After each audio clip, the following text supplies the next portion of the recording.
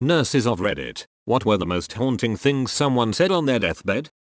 Hey Reddit fam, give this video a big thumbs up if you'd like to support the channel. And if you'd like to see new videos, take 1 second to click the red subscribe button down below. Thank you. Right before my grandma died, her heart rate shot up to the 220s. As the monitor started sounding all sorts of alarms, she yelled out, "Am I supposed to stop breathing now?" She forgot how to die for a second. This is what keeps the queen alive, I bet. I work in a nursing home, and one stick out for me was, "My kids left me here to die. May that not happen to you, son." This one is just plain sad, but it happens to a lot of elderly. Some parents earn it. Former CNA in the dementia unit of an assisted living facility. My dad is on his way to pick me up now. She said that every time I checked on her, until she died about a week after it started, while she was still mobile, she would tidy her room and sit on the edge of her bed and just wait most of the day.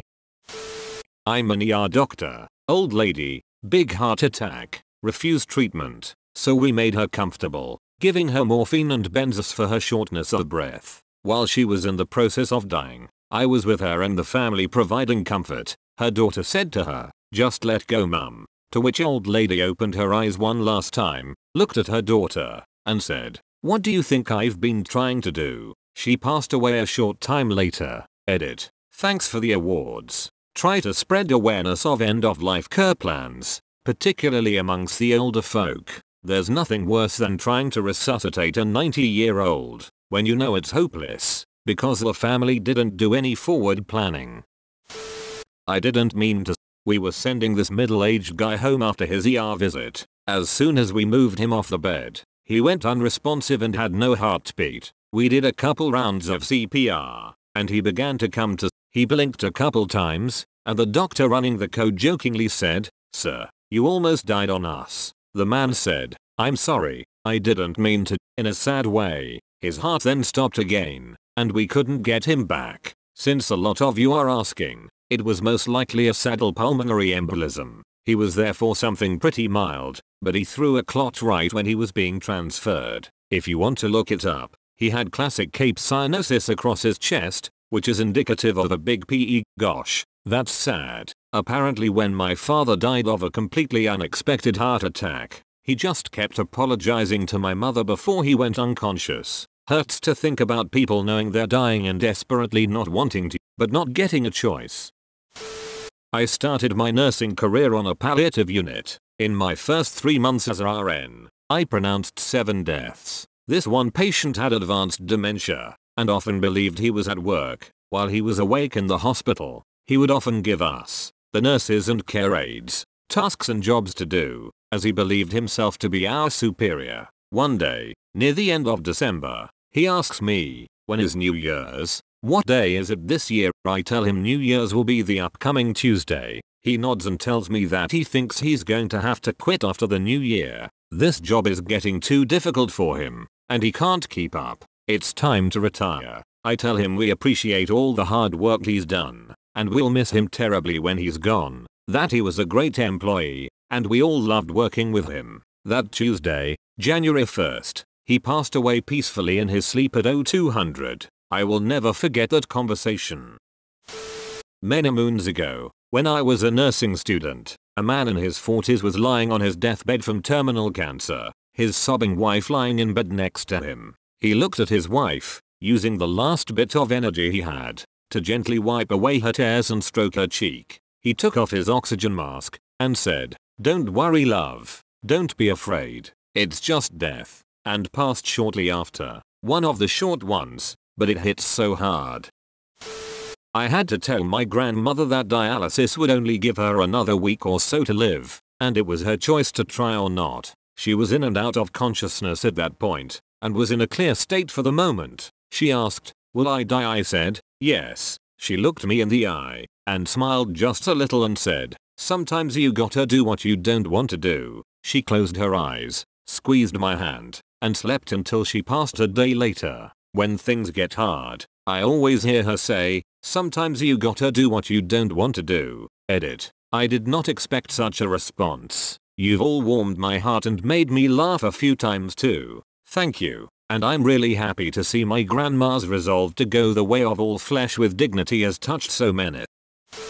I worked in a nursing home, and a lot of the people who were dying saw their spouses who had passed before them. One lovely old lady said her husband was in the room, and when I told her it was okay to go with him, she said, "Oh my god, no, I hate him. I'm scared of him," and started to cry. All I could do was hold her hand and tell her I would send him away. She passed very shortly after that, with a smile on her face. I hope he wasn't there for her. It's crazy how we see our biggest fears, guilt, or comforts before we go.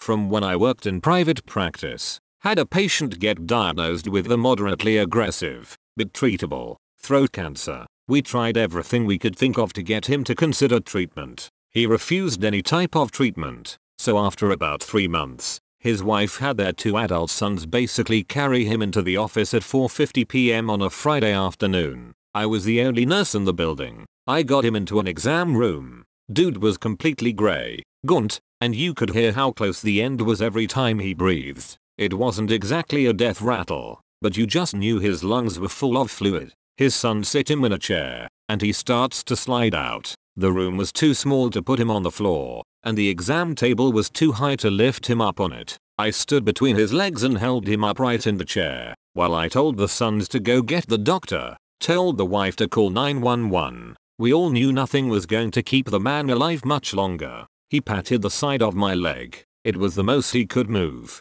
and whispered, "I should have listened to you all. I don't want to die." He lost consciousness, and all I could do was just keep him from sliding out of the chair until the EMTs got there. After the ambulance got him to the hospital, he lasted about 4 hours. Had a patient screaming out, "They're coming to get me," and calling for help. He died shortly after. Are you typing this from jail? I work on a floor in the hospital where we have the inmates stay.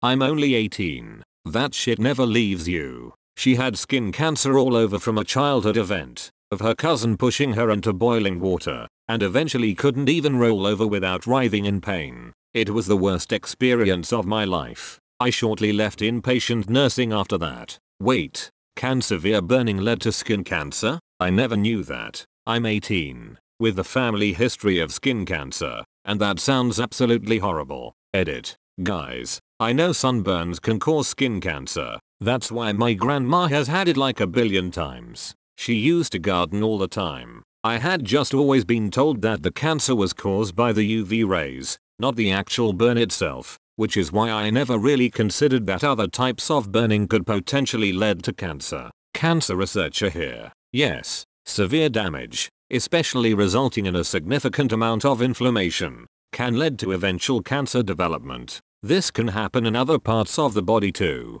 When tissue is damaged, alcohol-related liver damage can lead to liver cancer, acid reflux can lead to throat cancer, and inflammatory bowel disorders can lead to colon cancer. Edit. Getting a lot of worried replies. I'm not a doctor, so I try to avoid commenting on people's individual circumstances. I'll just say that cancer is often a numbers game. Having an IBD does not guarantee you'll get cancer. It's a risk factor, one among many risk factors in everyone's life. Everything in moderation. Know your personal and family history, and keep up with any recommended medical surveillance, colonoscopies, mammograms, etc. if you have affordable access to medical care.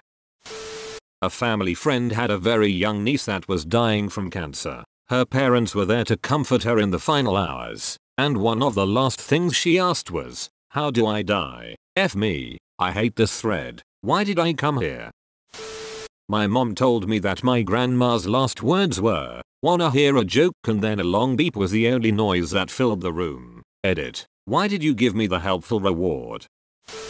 My grandfather told me he killed my mom's first husband with a bat at his apartment, rolled him up in a carpet, and dumped him in a dumpster. Since they all used to hang out in a big group in high school, I asked my dad what happened to Bob, and my dad told me after my mom left him, he just disappeared.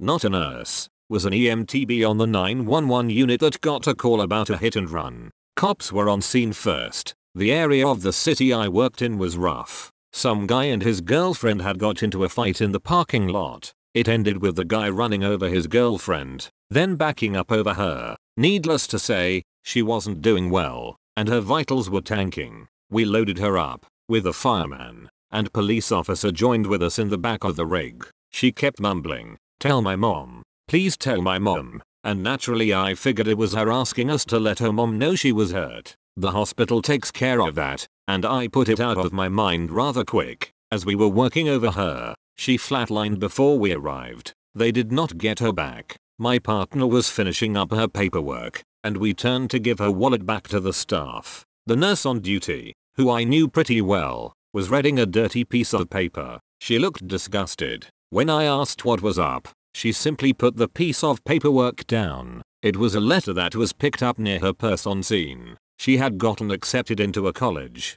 I realized then that in the ambulance, she was asking us to tell her mom she got into college. That is a deep sadness I have never forgotten.